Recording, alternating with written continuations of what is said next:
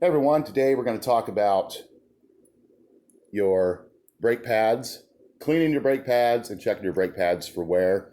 This is the Tektro mechanical brake from the back of my Lectric. Obviously you have to take these off if you want to get your brake pads out of the unit.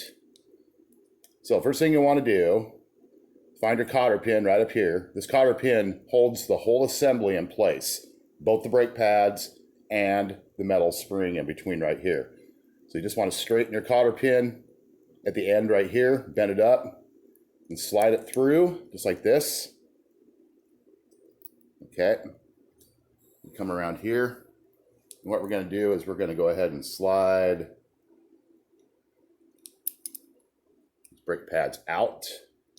All you got to do is just push them right down through.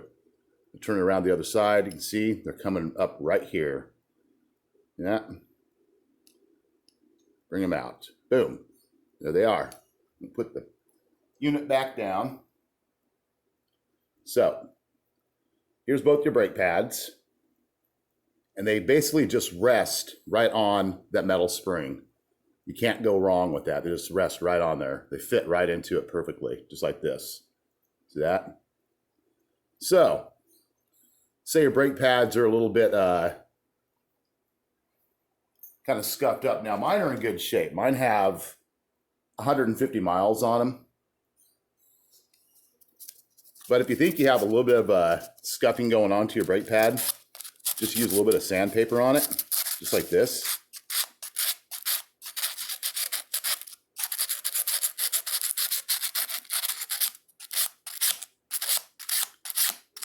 That's all I got to do. It'll make a big difference. And if you want to check the actual wear on the brake pad, now let me show you this part right here. See the actual metal backing on the pad? You don't worry about that. You can clearly see the pad itself, the brake pad itself, right in here. Okay. This piece right in here. That's what you want. The thickness of this is what you want to pay attention to. Now, here's a test that I do. I do a dime test. All right. See the dime in there?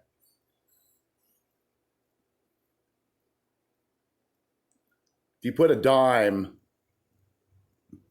I don't know if you guys can see that good enough, but if you put the dime up here, if you're on the dime, then you're fine. Okay? It's a good measurement, but if you start to go under that dime,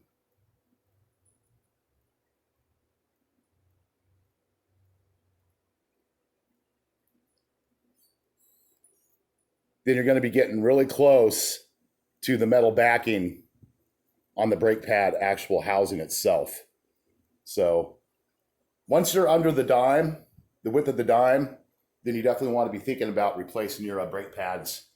And of course, assembly, keep in mind, now you got 3 holes. This is where your cotter pin goes through.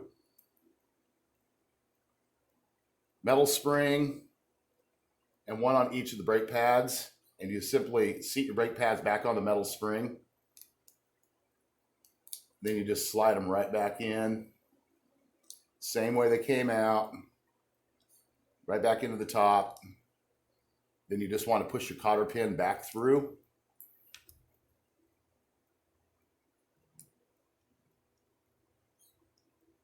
Just like this. Work it back in. Make sure it goes through all 3 holes, which mine has. Boom.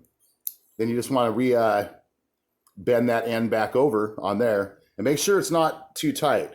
You want to make sure the cotter pin does have some play on it. That's important, okay? Now, as far as inspecting your brakes while they're mounted on your bike, if you're trying to inspect your brakes from the top down through here, that's pretty unreliable. I mean, to try and actually see the brake pad and just how far it's worn. If you really don't want to take your whole brake caliper off to check your brake pads the proper way, then you're going to need to look at them, you're going to need to turn your bike upside down to look at them. That's going to be the only way you're going to have any real reliable way to gauge just how worn they are.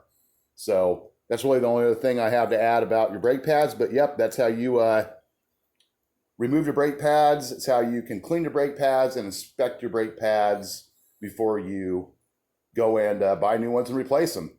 Other good thing about pulling your brake pads out too is you can actually see what brake pads you actually need. And I highly recommend do not buy anything with metallic or metal in it unless you don't mind super loud, squealy, noisy brakes, guys. Other than that, safe rides, and I'll see you on the next video. Keep safe.